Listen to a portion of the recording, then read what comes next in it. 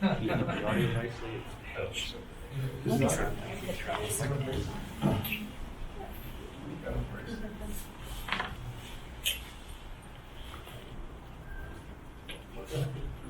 good morning.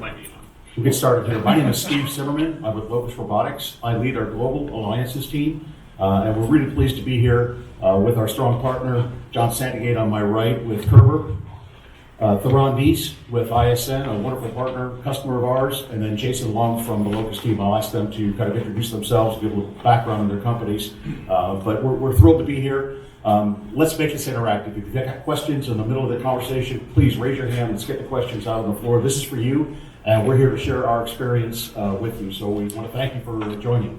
And with that, I'm going to start with our customer here, Theron. You want to just introduce yourself, give a little background on ISN? Yes, By the sure. way, this is Theron on the screen.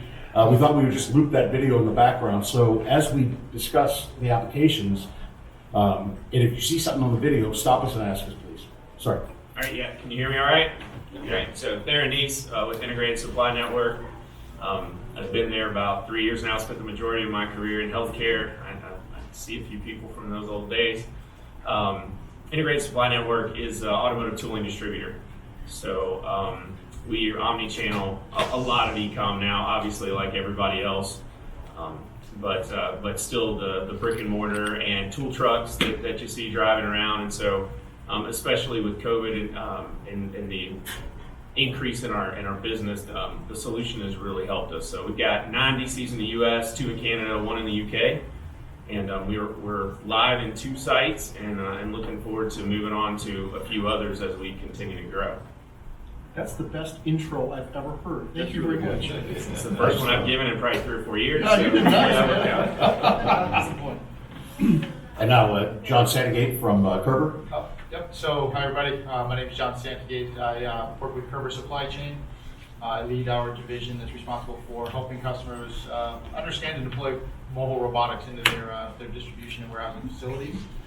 Körber Supply Chain is a provider of end-to-end supply chain execution technology, so we help customers with everything from WMS, that's sort of the core element, but we also have warehouse control systems, labor management, transportation management, traditional automation components such as layer picking and palletization robotics, voice technology. We are the world leader in distributing and integrating voice technologies, and then autonomous mobile robots is an area that we see a lot of, we're putting a lot of emphasis in. It's a strategic direction for us, because at the end of the day, if you're running a warehouse and you think about the next technology that you're going to deploy that's going to add productivity beyond the software applications, robotics is a big part of that. So we saw that pretty early on, and we decided to partner with Locus Robotics and several others to enable our customers to take that leap, to understand how the robots work, to understand how they impact their processes, and how they can drive value for their operations.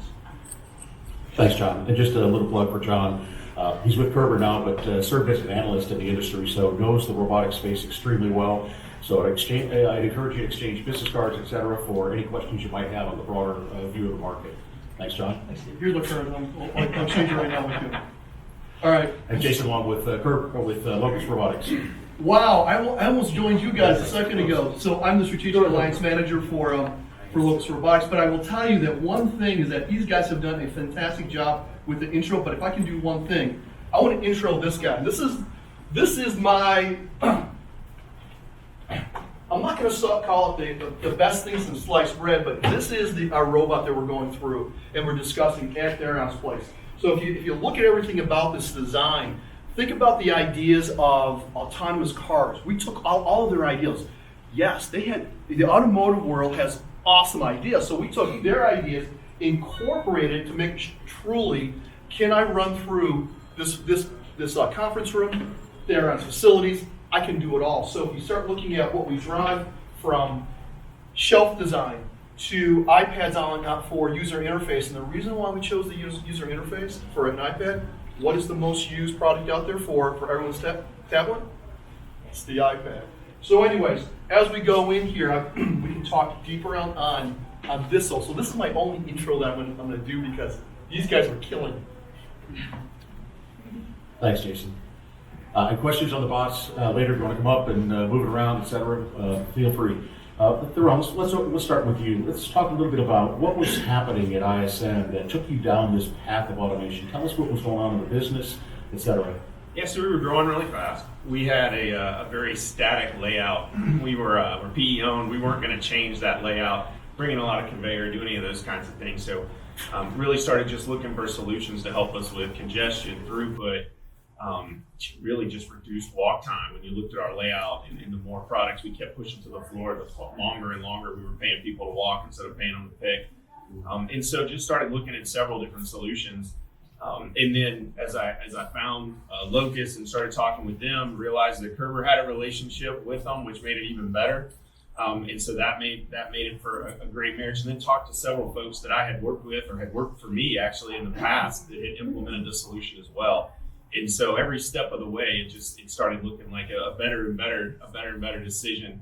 And then once I got to see it live and understood how it was going to help in our application, it was truly transformative for us. And you can see, you'll get a chance in the videos, nothing like having yourself on video while you're talking. But you'll see on the videos the really long aisles we have and how beneficial the bots are there with dynamic zone picking. You know, I could have never gotten dynamic zone picking in a warehouse without just changing the whole layout, and this did it, instantaneously day one, which was fantastic. Can I ask you a quick question? So when I walk into warehouses, the biggest statement I get from virtually every ops manager is labor. Can't get labor, how did that all get affected in the facility? Yeah, so what I would say is from a labor perspective, we were just like everybody else. Either couldn't get labor or we were dealing with 20% absenteeism, still are at times, right? So this is having this solution when we did implement. So we implemented in March, right before everything really started kind of happening. This is how we got orders out. This is probably why our business grew. We were the folks that were shipping. This is our largest warehouse. Almost 40% of our volume at that point was coming out of this warehouse. And so it allowed us to do that.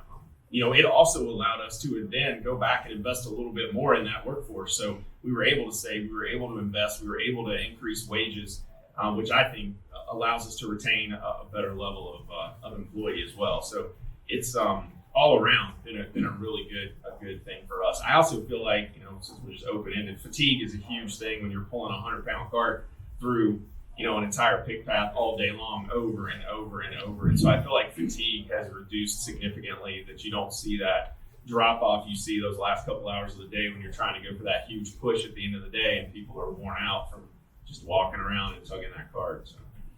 If I can throw out too, I got a great example. Her name is Paula. And so Paula was at pick rates probably just below par.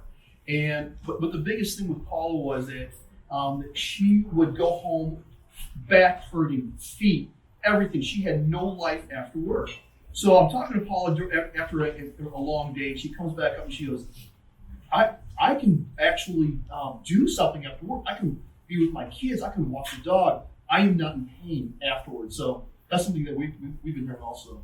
Yes. I also want to add, Theron brushed over this pretty quickly. One of my favorite parts of their story is the organization paid it forward to their employees, right? The robot's objective is really to increase productivity, which means you can do more with less, right? You need less people doing the work, but they had the labor challenge, right? They couldn't get the people in the door. So they're solving that problem. But you said something in there that you brushed over really quick, you snuck it in there, is that they increased wages for the workers, right? So fewer people meant they were saving money, but it wasn't about, how do we increase profitability for the operation? It was how do we make a better work environment? How we create a better environment, increase employee retention. And this was a lever that they were able to pull for that. Yeah, the whole plan is really, I want to take on additional revenue without having huge operating expenses, right? You just want to create that leverage. And this is a great way to do it. And decreasing turnover by increasing wages has been a huge help. How was it helped from a retention perspective? We've also done a few things, but I would say from a retention perspective, it's helped a lot just simply because you don't have people now that are picking that say, I don't understand what I'm doing. It's hard. It's so easy to train. If you can spend 5 minutes with somebody and you can learn how to pick. And then once you do it for maybe a couple of hours, it maybe took me a little bit longer. But if you do it for a few hours, you get the few things that you need to pay attention to. It tells you your next location, all these little things that you pick up. And people are picking 80 lines an hour the first week, right? Whereas, they used to be stumbling around with an RF picking 15. And then they're up over 100. If they really get into it and they get good at it, they're up over 100 really quickly. I actually had the opportunity to visit Theron in the warehouse to go through and do some picking with them. We were walking the aisles and do picking. I knew nothing about the business, knew nothing about the products, right? I'd never been in the facility. And the robots were at the location. They sort of guide you to what to pick, where to put it, and they take care of the movement. You see a robot, you go over there, you do your picking. So having never set foot in this warehouse, we were hitting high productivity numbers just walking through the facility. We loaded all our images. So the one benefit, honestly, we talked about it, like maybe we'll get there. I wasn't sure. When we got the images up, it's a huge quality improvement as well. We have some meter to measure issues, probably like everybody else. But it really helps because you see what you're picking and then you can just grab it and put it into the location that you need to pick to. And you still have the scanning technology on the iPad. So we're scanning the UPC of every product that we're picking. So that quality aspect is still there as well. But you'll see Paul up here in the black. He wears his badge. We have him set to where you have to have a badge to pick, but he wears his badge and he walks back and forth from his office because he manages the facility. He probably gets about 150 picks a day because he just picks an aisle to go down and picks 2 or 3 bots every single time he walks down the aisle. But it's that easy, right? He can contribute those few times he's walking back and forth. Well, one of your buddies, friend of Theron's, his pick rates went from 52 UPH to 180 UPH, so 3x plus when it comes down to pick because it is a simple process. Yep. Nice. So Locus and Yeah. So Locus, ISN, and Kerber get together, kind of make a decision to go forward. Talk to us a little bit about the process. How did the project come about from start to finish? Yeah, the one thing I'll say is it was amazing. One, because Kerber already had the relationship, we did have to do some coding with our WMS, but they had done some of that before, so that relationship was really key to this. But we signed in December, late December, so had holidays and all that stuff, and we were live in early March. And so it was almost as fast as we could go, they could go. The great thing about already having Kerber there is the code was pretty much developed. We just had to tweak it a little bit to make it work for us. And we picked the same volume the first day that we started that we did, a week prior on the same day. So we didn't really have to ease into it, or we did start slower the first time, but by the end of the day we ramped it up. So the implementation was great. The one thing that always worries me, probably from the many IT implementations I've done, especially when I was with larger companies, was just the pain that they brought. And this one, I didn't have a lot of that pain. We still have things we want coded in the system on our end that we're working on, but we're getting the bulk of the benefit within a month or so. We were getting almost all the benefits we planned. Well, the other one I want to mention too is that it's that partnership with Körber. With them understanding the true, customer success value over at ISN, what needs to be done, understanding the software, understanding where everything is laid out there, was probably critical to making sure that this thing, actually took off and huge success. So customer success, goes with your team, with the Körber team. Watching you guys work together was kind of like a ballet that you guys are working well together. And I'll add, it really was a partnership between the 3 organizations, right? With any project, there's elements of integration where you might have the in-house expertise to do a majority of it, but there's some support that's going to be required from your vendor partners. And so this was a unique scenario where the ISN team really was able to take the lead from the integration to the WMS aspect. They've been working with the product for years. Our team at Körber came in and provided some guidance and consultative support, some minor tweaks, and then we worked with the Locust team together. So it was 3 teams that really worked together to drive this to what may be one of the second fastest deployments for go lives with the Locust organization. So along that road to implementation, are there things, Theron, that you would absolutely do again and some things you might not do? The one I'll give credit to the DC manager again here is he talked about it. He just kept telling people why we were doing it, what it was going to be for.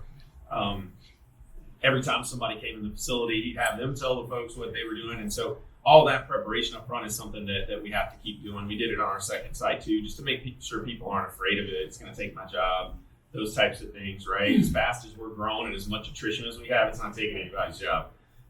it's just going to make it a lot easier for us. And so that communication, I think, was really key. That's something I would just tell you, you just have to do. I think we skip over telling our folks why, especially when their faces are changing on a regular basis, but telling them why was really important. If I had something I'd say I would do again, I would have hired a couple more developers, because I would have liked to have gone faster. So we had some challenges just keeping developers on staff through all of this as well. It's not just like hourly labor workforce, right? So we've lost one developer along the way, but we really want to get to put away, and we haven't quite gotten there yet. We'll get there in the next couple of months. But so there's another whole business case. We've already realized the ROI, but we've got another whole business case that's going to be fantastic for us when we can get that done. So probably my lesson learned is I might would have just overstaffed a little bit to get there. But no, there's nothing from an implementation, there's nothing that I would say had to really be changed. The Locust and Körber are doing this over and over and over. They've done it a lot, so it made it pretty easy for us. So I will say, I think you hit the nail on the head there, Theron, with the importance of change management, right? This is technology that has a bit of a stigma around it, right? Folks see robots and the automation's taking the job, but again, right, if you can't put people into the warehouse to do the work, you still have to maintain operational continuity, right? And so the change management has to happen across, up and down the organization, on the warehouse floor, right? You want the folks that are going to be working with this technology to have some input into, how it's going to shape the way in which they work. You also have to communicate that up the chain, right? The folks that are running the organization at the boardroom level want to understand, you're putting robots in here. What does it mean for the people that work for us? What does it mean for the processes? What does it mean for our ability to grow and scale? And so, change management, and you guys at ISN did a great job of that, hitting it on the front end and making sure that everybody in the organization knew, what was coming, why it was coming, and how it was going to impact their day-to-day efforts. I'm sorry. No, the other one though is, what people have these automatic thoughts on robotics. It's going to be tough. It's taking my job. It's going to be expensive. So everyone has those same things, but with the Locus solution, at least us being a robot as a service type of attitude, I'm not dumping that $10-15 million into a robotic solution. It's an easy entree, especially when we're helping to alleviate that labor pain. Yeah, it was easy. It was more akin to switching your RF devices than it was to an IT implementation that I've had in the past. It was more like an input device versus something that you think you're going to spend a tremendous amount of time on. I really would say it was almost that easy.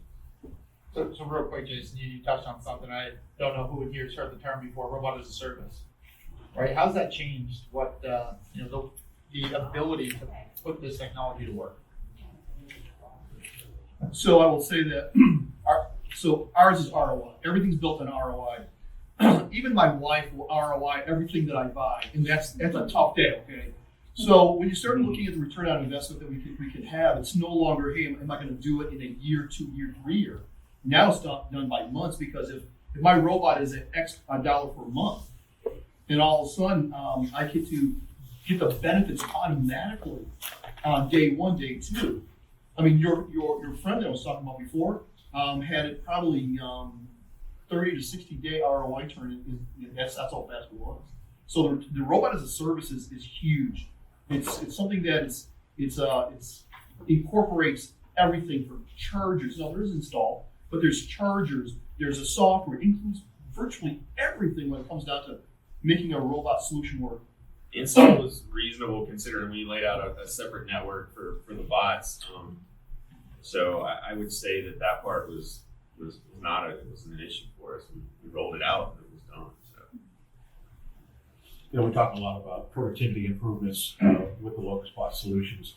Talk about kind of the impact on the rest of the organization, at the board level, senior management level. What are their thoughts these days when they look at the operation, sales and marketing? How else is it benefiting ISN? So we were telling these guys a story when I walked in, or when they walked in, but we have a supply chain solutions department. So we bring in customers and we'll do their distribution for them. Lots of reasons for that. Maybe they don't want to work with other distributors, but so we have that. And we had them in recently to Atlanta. I actually wasn't there, but my boss, the CEO, was there. So we had them in and they were talking through things. And one of the issues was, they handle big things. They really want to get into tools and the things that we sell, but they don't, they weren't sure they were going to build out the infrastructure. And when they walked in and they walked through our distribution center, saw other things, it's kind of it was a little bit of a no-brainer that, hey, this is, we're not going to do that. It's the first thing that popped into their minds. Luckily my boss didn't tell them how easy it was, but they weren't going to do it. And so that's a customer that more than likely we will win. And this isn't the main reason, but it is one that shows that we're progressive, that we're moving in the right direction, that we're doing things to drive the company forward and drive to a low cost, right? So I do want to go back because I didn't say this. I will say that the robots as a service model, when you're looking at a huge capital outlay and the decision being, okay, I can sign up for this, I can get some extended, hey, I can put them back in the box and send them back if I have to the point of they can pay for themselves, relatively quickly. But that as a service model just takes that large capital decision kind of out of your hands. And I should have said that when we were talking. I appreciate that. Thank you. Yeah, no problem. Well, I think flexibility and ease of implementation are key factors behind the Locus solution. And Jason, maybe on that robot as a service, you could talk about how we handle peak robots with our customers. So here's the cool thing about Locus, because our background was all already in the warehouse. We were a 3PL shop original. So our guys went, how can we support everybody in their peak? So if we're doing a retail, again, back to my wife here, like my wife, she loves the sales, and all of a sudden Black Friday comes up. How do we have enough people for labor or bots? Well, we can't get the labor right now. That's the biggest issue. So we in turn said, let's bring our bots online for a short period of time. So we will scale to peak pick, get you to your UPH, LPH levels, and then in January when you're all done, or if you want to keep it in February, when you're done in January, you give them back to me. As Theron said, box them right back up and give them back to me. So. Yeah, if I could just add, that's one of, when you think about traditional automation, making those investments, and there's absolutely a place for it, right? The traditional automation is incredibly fast, incredibly efficient, incredibly productive, but it also comes at a high cost and typically a long time to deploy. In general, autonomous mobile robots can enable, a similar degree of productivity improvements, but as Jason mentioned, right, you're not building to peak capacity and then operating at 60% of what you can do for 95% of the year, right? You're building to support your current capacity demands, and as your demand grows, you add capacity incrementally, and at periods of peak, spike up for a short burst, and then reduce that capacity back to what it was. So, in addition to the added productivity, mobile robots allow organizations to, essentially create greater efficiencies in the supply chain to meet current demand state, without having to invest in what the future vision is and incrementally grow to meet that vision. It really is as easy too as rolling it off the truck, turning it on. You may have to make a phone call and then it goes, right? So it's that part was pretty amazing. I'll be honest with you too. One of the things that so I'm just gonna I'll ad lib for a second. It's a point I'll forget if I don't. But wave management, order management, those things have been difficult for us because again, we haven't invested in some of the tools that if you guys are with some large companies I've had in the past. But one of the huge things for this is I had some key projects tied up around an order management perspective, just some other things that I wanted to do. And we had managers really trying to wave to be optimized in the facility, right? I want to keep them in these few aisles. I want to do this. I want to do that. I got to keep single line items together. Lots of my probably highest brain power in the facility working on waving orders because if you did it right, you could really save a lot of labor.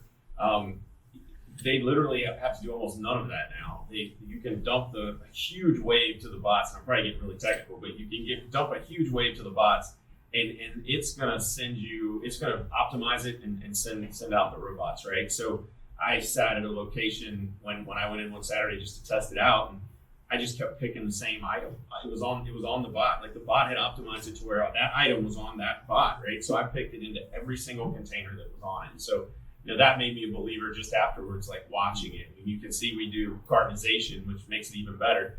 But that taking that away from our team and allowing them to get out there and be with their folks instead of waiting orders was a big deal for us. I'm going to answer a question that wasn't asked. Probably wouldn't be asked, but I'm going to answer it anyway. Integration, right? The WMS still plays an important role. You've got your master orchestrator, if you will, the brains of the operation, right? the robotic solution becomes a tactical element. It's on the floor, the people are doing the work with that tool. But where in the past, you're paying folks to manage how the WMS manages your orders and construct them in a way that can be executed efficiently. This changes the paradigm. The integration layer now, the WMS feeds all those orders to the robotic solution.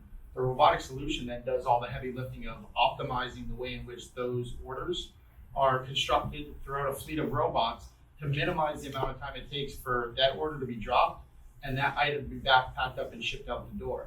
So what's typically a manual element in many operations today becomes automated through the integration point. The order management and inventory still resides at the top level. It's just you improve the execution level and take a layer of manual effort, multiple layers of manual effort out of the equation. So let's take a look at the next steps that are in your organization. You've been running the boss for a while. We generated a tremendous amount of data. Talk about dashboards and productivity monitoring, et cetera. And what are the benefits to your organization of having your hands on that data from a continuous improvement perspective?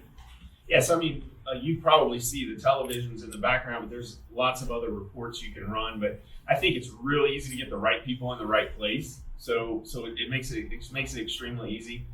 It actually, slotting is always difficult for folks. You can spend a lot of money on a lot of slotting tools. There's some really cool just heat map stuff where you can understand, hey, maybe I need to move these products, get them closer to the dock, do some things that a lot of times there's a little bit of heavier lift.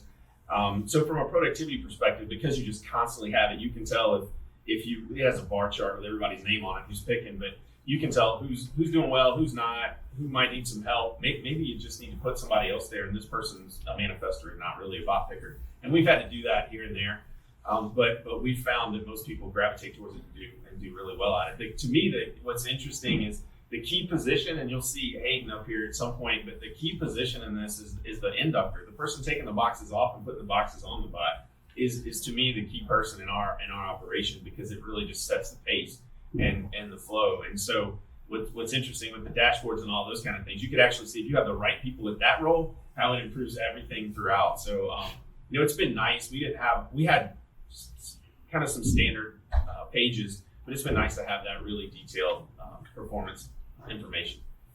Let's just take a step back. Let's just talk about the process, right? From induct, walk us through a mission of a bot, if you will. So you'll see up here, we do cartonization. So one of the things that was really interesting is building boxes became really important for us.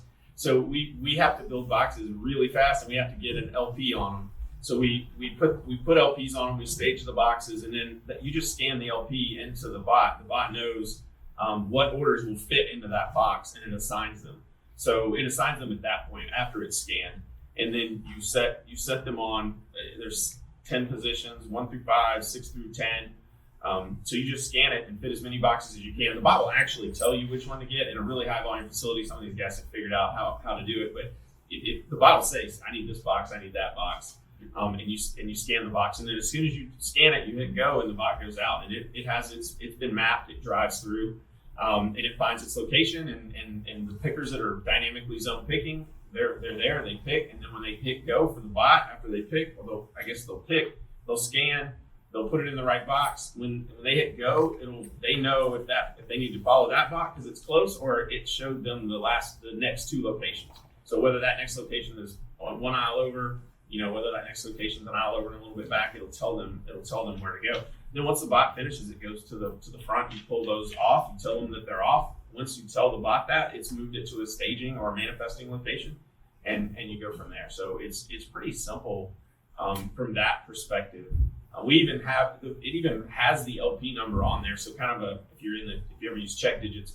For me, we train folks that the last couple digits of the LP, always look at that before you're putting it in the box. So you kind of have this additional layer of quality. Even though you've already scanned it, you have this view of, hey, that's my check digit. Put it in. Can I add one thing also? It's like the one thing that we do change is that we have an entire paradigm change from the traditional cart-based, pushing the cart up and down and still walking that path. We in turn say, let's take everything that Theron just said, but let's zone your pickers, less walk, just design efficiencies out of that, and swarm our robots around the pickers. So now instead of having to do a follow bot type of thing, it's swarm, pick, move on. Yeah, very rarely do you chase a bot. I'd say 90+% of the time you don't. Question. Do you have any information, from Apple Watch or something as to how much less walking a typical picker does in a day? Like, It's a great is question. it like half the distance, or because your productivity tripled, Yeah. right? So is that because it's 6 times less walking, or how did you get that? Yeah, we never put a pedometer on somebody, right? What I would tell you is because you're dynamically zone picking, you're really just bouncing around aisles. So you're doing a lot more picking with a lot less walking. We never measured it, but really because we have such a long and extended pick path, really where the true walk savings is I don't ever have to walk from the end of my pick path all the way back to the manifest station. No one ever has to do that. So that just dead time, right, is just absolutely gone. So what I would tell you is because we can actually get so fewer pickers in there, and they're so much faster. Those couple of pickers still probably walk a good bit because they're going so fast. But there's a lot less of them, and they're not walking there's no deadheading, right? They're not walking all the way and just not doing anything productive. There's very, very little time between picks, which to me is what's so important. We had all that just time that would get spaced out, right? Or that one batch that's got a pick in every single area, and that person's just wandering around the warehouse. Nobody's doing that. The bot's doing that, and they're just picking in their zone. I got I'd equate it to a sprinter versus a marathoner. Right? They're both running, right? But the pace is different because the amount is different. With a robotic solution, you're sprinting short bursts, and then you're performing the activity in then short bursts over here. Now, could you sprint 26.2 miles or 26.3 miles? You could. But if you were pacing yourself, you'd get there better, right? Or with less wear on your body. And that's sort of the case here. You sprint to the efficiency, the point of efficiency where you're doing the work, as opposed to slowly pushing the cart throughout the entirety of the pick path. You're jumping between the value-adding activity more frequently. And one thing that didn't come up, but I think it is important to mention here because I get this question quite frequently. You can see the robot right here, right? Your carts that you're pushing through your warehouse are much bigger. Right, you could fit 6 totes on your cart, and your pickers are picking the 6 totes. This robot might carry 2 totes, but the thing that is vastly different with this sort of a solution is instead of that one picker picking to those 6 orders, there's many bots to each picker. Figure 3 robots per picker, and so that picker actually has the same amount of work that it would perform by jumping between robots. The difference is the work is distributed more dynamically. So instead of that picker being allocated to a fixed batch of 6 totes or 6 orders, they could pick to any one of the possible orders that are out there in the field at any given time, depending on where a robot is. And so, yes, each robot may carry less work in its physical state, but your pickers are picking the same amount of work that they would be if they were picking less efficiently and pushing a cart with more work on that one fixed piece of equipment. So the pick's faster too. So the one thing I would say is just because of all the visuals, the actual physical picking is faster. But back to the point, a lot of one-line orders in our business, carts with 25 orders on them. And when we first started, the team was like, well, we're just going to keep doing that. We're just going to keep building those 25 lines because that's really fast. And so we talked about it. And I was like, all right, you do that for a little while. And we talked and they, within a week, we're just not doing it anymore. Now, the only thing that they will do is potentially if there are just so many picks for one thing, they might bring it closer to the dock or something like that. But the day of building that cart with a bunch of one-line orders on it, they just stopped doing it. It just wasn't as efficient as the box. Tom? Any change to your order cutoff time because of that? So the pick itself moves through the process faster. So if you had a 5 o'clock to meet, UPS or FedEx pool time, can you cut it closer? You gotta be careful what I say. Somebody from sales might be in here. We haven't changed the order cutoff time. What I will tell you is that we have a 3:30. We have a 3:30 order cutoff time, and we're making a 5 or 6 o'clock parcel shipment anyway. So we weren't gonna. But we're actually our same day shipments have gone up significantly. Is what I would say is that to me our business is predicated on getting it out same day.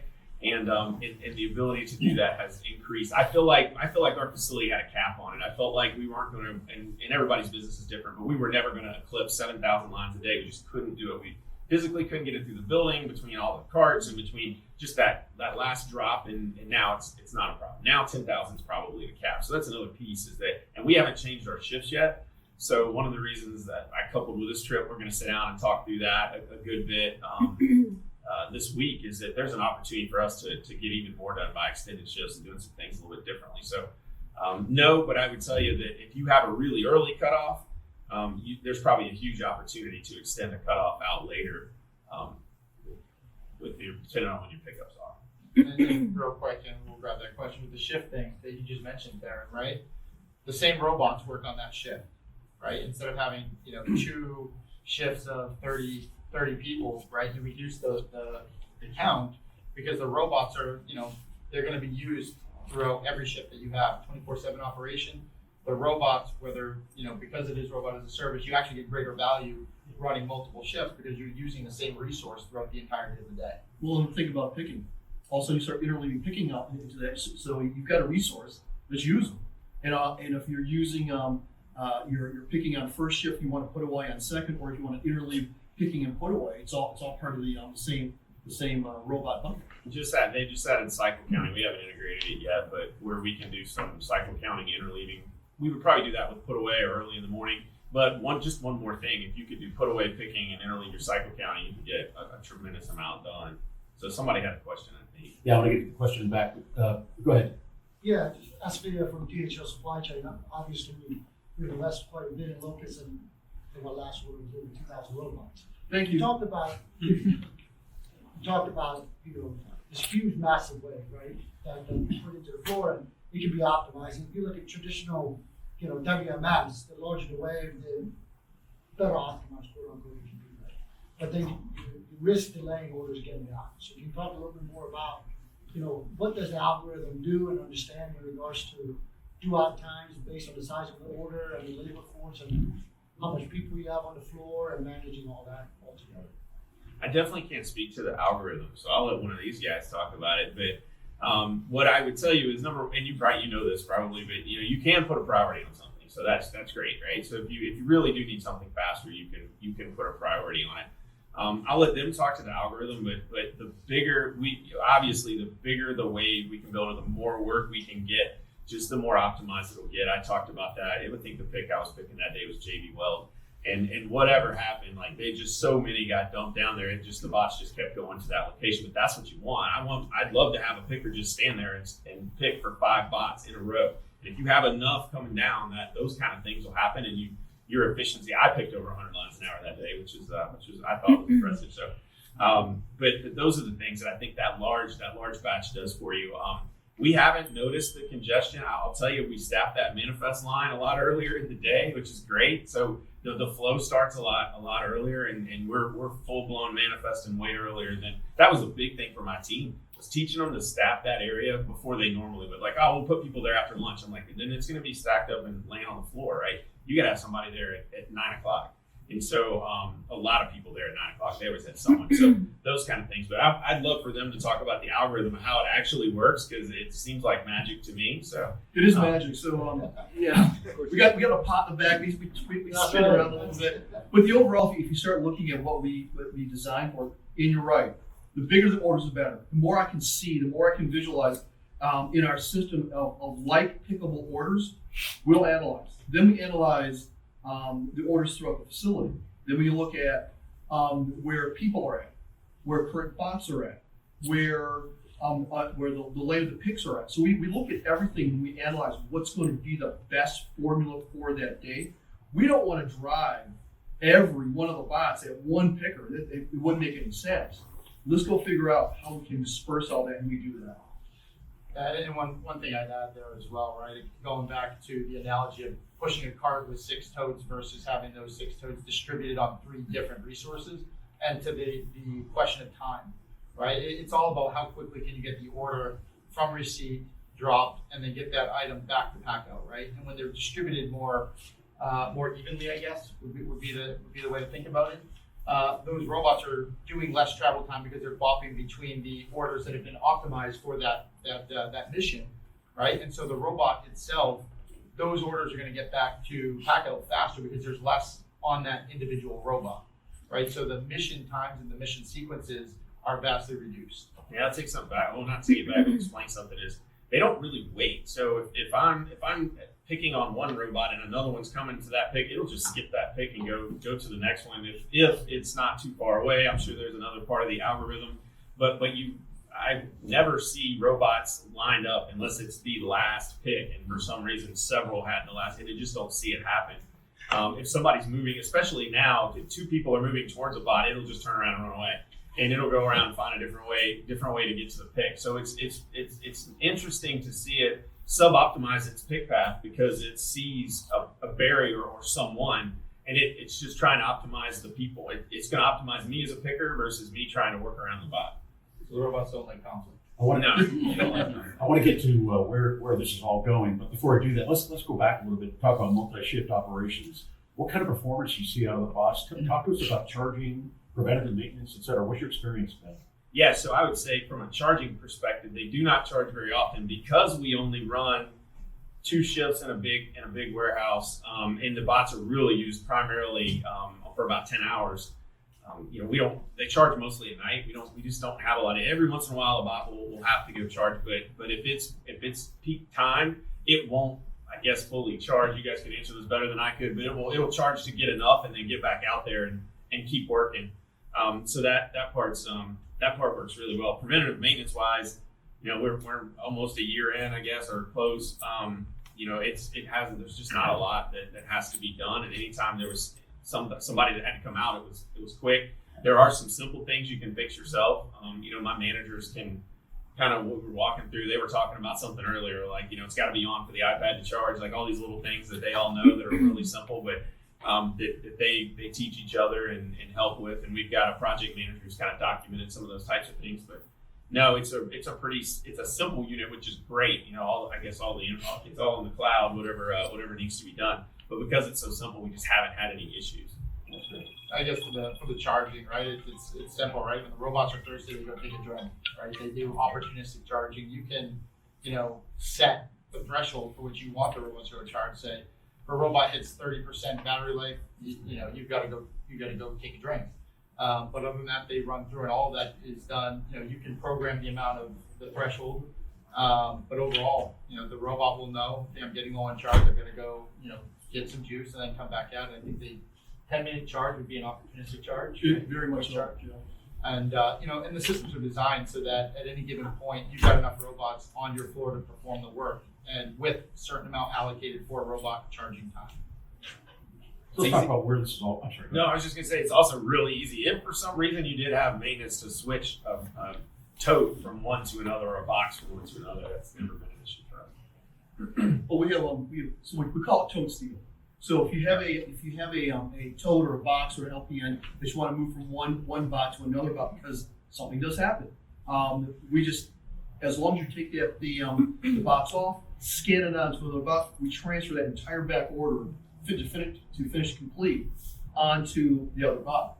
The other one that we just announced also is that we do pick and pass. So if you're doing multiple level mezzanines, so we can pick up the second mezzanine level, bring it down the conveyor, give it to another bot, and complete the pick, so we can do pick and pass off the else. We're developing pick and pass for the WMS. Körber's helping us right now because what we've found is we still in the large facilities that have a lot of SKUs, we'll have some air picks. You just can't get everything on the ground.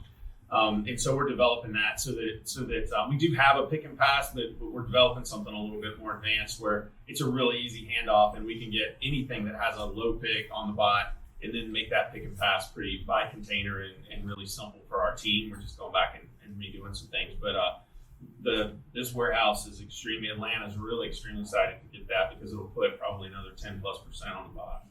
So just to what you mentioned, Theron, real quick, you said you've got some high picks in the facility. They're in the same aisles that the robots are doing regular picks. Yeah, right? so unfortunately, I won't say I didn't design these facilities. So when you see them, you can't come up and ask me questions around why I did it that way because I wouldn't have. But we do have turret trucks in the same aisle as a bot, and so not optimal at all. But the way that the facilities were laid out, so no issues there, no bumping into each other. But it is nice to be able to have that pick and pass and get in the aisle. Yeah. Jason hit on a point early on the discussion. Oh, sorry, question? Yeah, I was going to ask, what are some of the things you have to think about to add replenishment? And you said that's on your future vision. What are some of the things you're talking about with that? What are the impacts? So from a replenishment perspective, I'll be honest with you, it's the one thing about logistics I never could figure out is why people don't want to do replenishments, because it's like what drives your picking, and all of you folks know that, but I'm still talking to people about that every day. But I would say from a replenishment perspective, like inside the facility, it's critical to make these work to keep everything low. From a replenishment coming inbound, right? From a replenish the facility from a purchasing perspective, that put away piece will be critical, because I think again it's all the walk time that's going to go out of it. We're going to put a tote wall up, and you'll scan into the tote wall, and then they'll just grab it off and put it on the box and put it on the bot, and it'll go. You can interleave. The bot will do. I think the bots do either put away or picking, but you can interleave a person. A person can kind of go back and forth and do both. But in facility replenishment, we have talked about would we do all of our stuff and hand it off to a bot. We haven't really kind of gotten there what we're going to do, but what I would say is prep to pick has become the most important thing. A lot of, in my past, we were really good at it, and in these warehouses, the last few years, training people to get better at it. But it's critical now. You have to do it. You can't have those picks driven to the air. So I hope I hit on what you were saying. I tried to use the word replenishment in both areas. So if you want to kind of ask another question, that's fine. That's okay. I'm good. Question here. Do you do any full case picking to a bot with a pallet to make a next pallet? So we don't deconstruct. So we wouldn't like pick to a bot and then like take it off the bot and then reconstruct the pallet. I think you probably could, because you could create another drop off point, which we do have, which is what we're using for pick and pass. But we do pick cases to the bot. The one step we haven't taken to do that is it has to be able to fit into one of our boxes, which doesn't matter because the biggest box is there. The one step we'll eventually take is that it just tells you, hey, that's a tote, and you just take it and put the label on the box. But yeah, you can pick a case. You all might want to touch on that. I don't know if you've ever done where you go out, you pick several cases, and then you bring that back and construct a pallet to it. We do so much parcel, we haven't had much of a need for I it. guess I was wondering, can a bot carry a pallet? The pallet falls out the aisles, and you pick full cases onto that bot pallet, and then leave this one. So you're a great guy right now. I want to say thank you very much.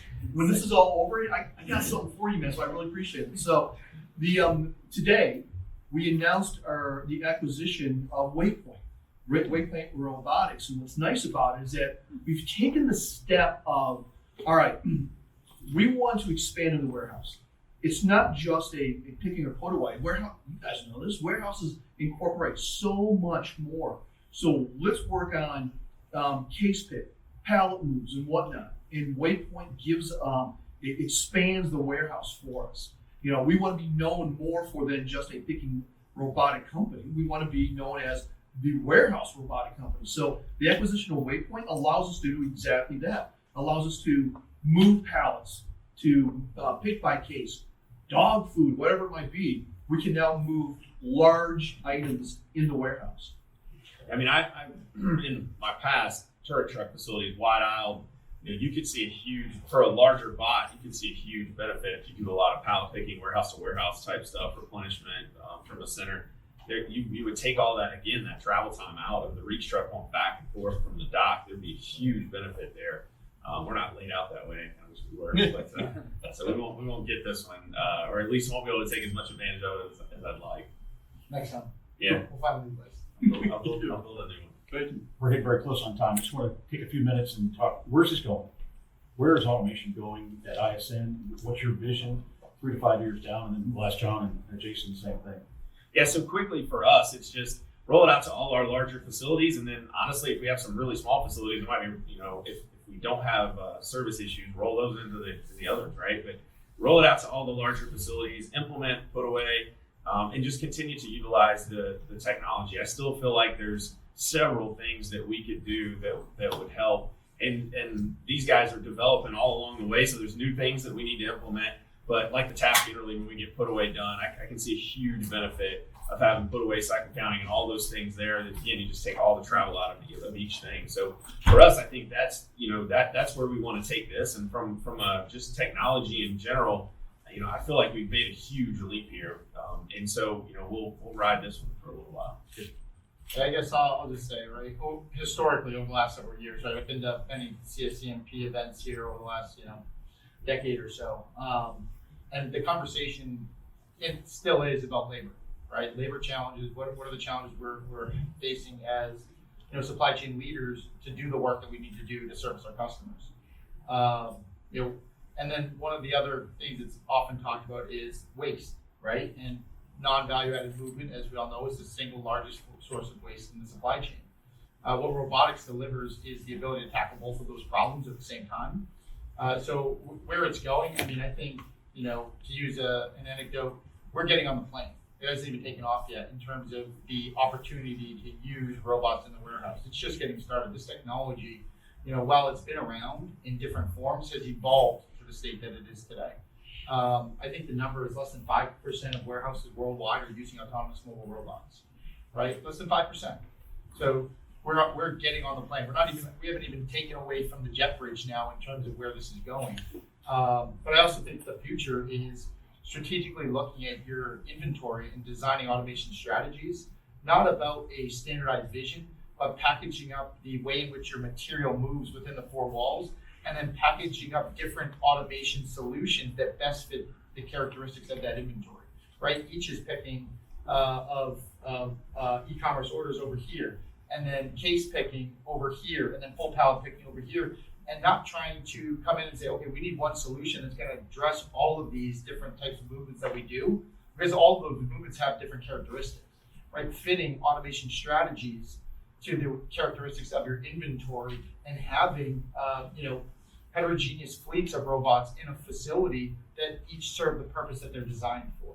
That's where I think it's going. Yeah, I would agree. And when I talk to customers and partners out there, it's a dramatic paradigm shift from a DC design perspective back to material flow. The days of designing DCs the way we always have. Let's, shoe distribution. Let's put the pick mods up there, multi-level pick mods. It's a real challenge, I think, to the industry to rethink the way that operations really have to run. We need a whiteboard, right? We need to say, folks need to step back, right? The old adage was, you don't buy technology to fit your process, you build your process, then you buy the technology that fits your process. And that was done 10, 15, 20 years ago, right? The technology landscape has changed by leaps and bounds. It's time to look at the way in which this technology can apply to your process. And it is time to rethink your processes and what you can do with modern city technology. Jason, anything? Where's it going for Locus? So I will say for me right now, I see that the buyer experience, not Körbers, not iSends, but the actual buyer of the product is becoming, the SLA is becoming tighter and tighter. COVID pushed the entire warehouse design 5 years in advance right now. And all of a sudden, we need to drive that technology so that when my wife wants whatever she wants to buy, she gets it instead of a 2-day turn, 1-day turn, same-day turn. That's where technology is going to drive. So I believe that robotics is going to give all the warehouses in the world the ability to drive the new SLAs, and we get into the point of what are the issues? I got to do it lower cost. I have labor issues. It's back to labor issues, and then labor issues again. So again, it's everything that's driving us to be better, which is good because we've got to be better, and that's another reason why we're out doing this. Well, I want to thank our panelists, John, Theron, Jason. Good insights, great stories to be shared. We're going to be here for a while. We're going to be here at CSCMP the entire time. There are some Locust people there, the Locust blue shirts in the back. So feel free to ask questions, come up, take a look at the bots. But I want to thank the audience. Great questions. Thank you for your time, and we look forward to seeing you and enjoy CSCMP. Thank you.